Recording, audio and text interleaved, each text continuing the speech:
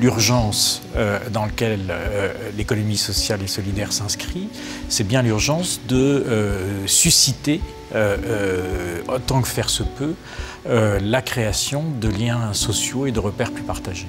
À l'heure actuelle, elle traverse une crise très difficile, qui est une crise à la fois structurelle, d'adaptation au nouveau contexte, et puis une crise conjoncturelle avec la fin des emplois aidés.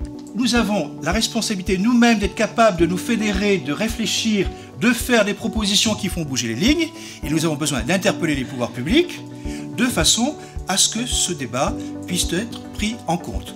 Voilà, nous avons une responsabilité historique. Nous sommes des citoyens de la Terre et nous devons regarder ensemble vers les étoiles.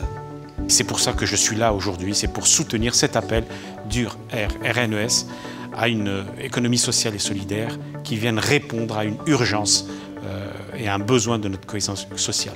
Donc on pourrait dire que le modèle de l'économie sociale pourrait être le modèle alternatif au mode de développement qui est le nôtre, qui est basé sur l'accumulation financière, le capitalisme financier, le gaspillage massif, la consommation à outrance.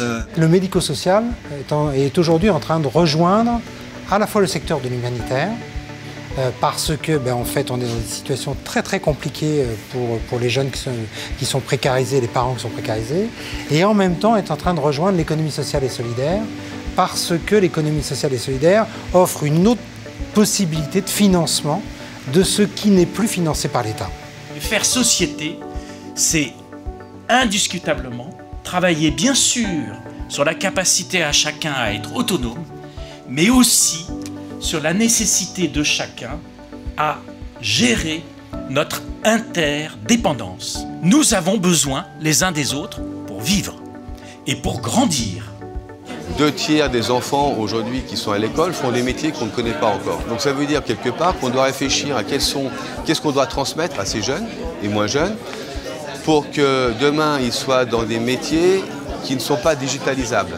Aujourd'hui, en fait, les salariés doivent se mettre en fait dans un autre mode, en fait, dans un autre état d'esprit qui est une forme de formation continue. Voilà. Donc l'ESS, en fait, pour nous, dans notre vision, a vocation justement à répondre en fait à cette urgence. Après avoir créé en fait une première structure purement marchande dans le domaine en fait de l'informatique, la question en fait du sens est apparue, profonde.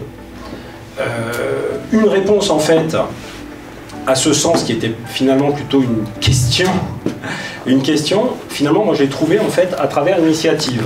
Nous sommes effectivement très heureux d'avoir Initiative sur notre territoire puisque la formation des bénévoles et des dirigeants, c'est vraiment un axe prioritaire du développement de l'économie sociale et solidaire. Ça forme vraiment des acteurs qui sont capables de faire émerger des projets en donnant justement l'initiative, c'est le cas de le dire, aux populations et aux acteurs de terrain et c'est essentiel pour nous.